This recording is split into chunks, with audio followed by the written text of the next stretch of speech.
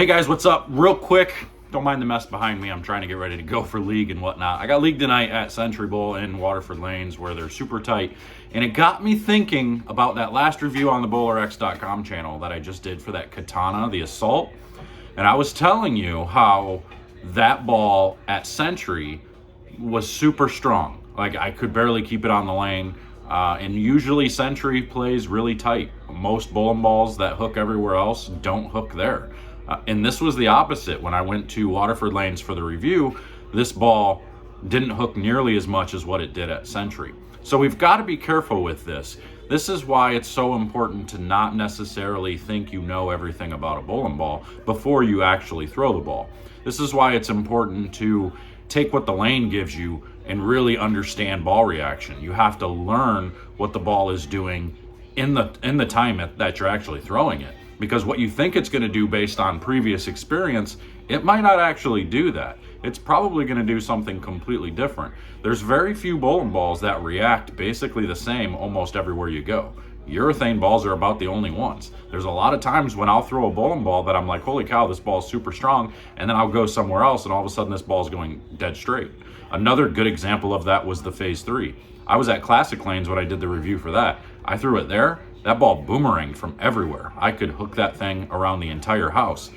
Went anywhere else, any other building, and that ball didn't hook. The ball went 60 feet, and that's kind of a problem, and that's what we're getting at. I took that ball in my bag thinking it would be a ball that when I needed something to get down lane and bang, that was gonna be it.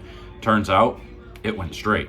So you've got to be careful with this type of stuff. Be careful with what you think a ball is gonna do on one pattern or another, and kind of really pay attention. And in this aspect, and what I'm talking about right now, layouts are really important in adjusting your surfaces. This is why adjusting your surfaces is so important, because you can manipulate the ball and get it to do what you want it to do a whole lot easier than just thinking, okay, well, it did this here, it should do something similar here. And it just doesn't work out that way. You got to pay attention, because sometimes those balls are going to go straighter or they're going to surprise you and they're going to hook more. How many times have you gone to a place like, holy cow, okay, this is my strongest ball, this is my weakest ball. All of a sudden, the strongest ball is now my weakest ball, and the weakest ball is out hooking the strongest ball by a lot. It's just because of how they're matching up in that building. Matching up in today's game is the most important thing. If you don't have the right ball in your hand, you're in big trouble. If the ball doesn't like the characteristics of the house, if the ball doesn't like the surface you're bowling on, if it's not making the proper shape, you're in huge trouble. I was bowling on last year's PTQ US Open pattern in practice with the owner of the center yesterday, and I started out with a ball that I was able to manipulate, create shape, do the right thing. I bowled 240 the first game, and it's a super tough pattern. And I switched balls just because. I'm like, all right, well, I want to switch balls. I want to see what this ball's going to do. I threw a different ball, and I bowled 2-teen. And I threw it good, but my ball reaction wasn't nearly as good as what it was the game before. And it was all simply because I didn't have the right ball in my hand.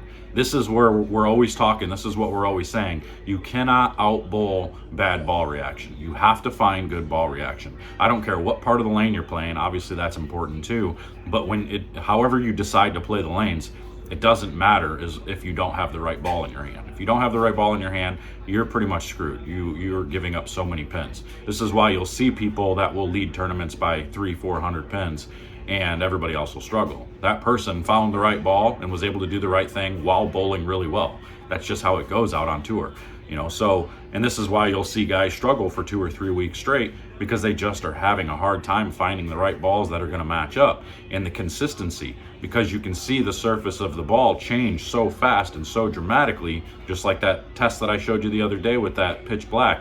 You've got to be really careful with this stuff. You've got to understand that, hey, your ball's going to start to float through the front a little bit easier. It's going to get a little bit tighter down lane, and it's a combination of both. It's the ball changing, the surface changing on the bowling ball, and it's also the lanes changing. Most people think it's just the lanes, when a lot of the times it's mostly the ball that's changing, more so than it is the actual lanes. The lanes don't break down as quick as you think they do. It's actually the bowling ball that's changing more than anything. So just keep these things in mind. I know a little bit of a ramble, a little bit of rant. It was on my mind, so I wanted to make sure I kind of let you guys in on these little secrets so you guys know. That's what my channel is all about, is to make sure you guys have the most information on how to become the best bowler possible. So make sure to hit that follow, subscribe. If you haven't joined the membership, down below, if you're on a computer, click the join. I'm not really sure how to do it on the phone. Some people say they see the join button underneath. If you get rid of the chat or the comments, the join button shows up. So click the join button. At the US Open next week, I am giving away a ball of choice. I haven't counted how many memberships I've gotten over the last couple of days, because I did promise that I'd give away 2 balls of choice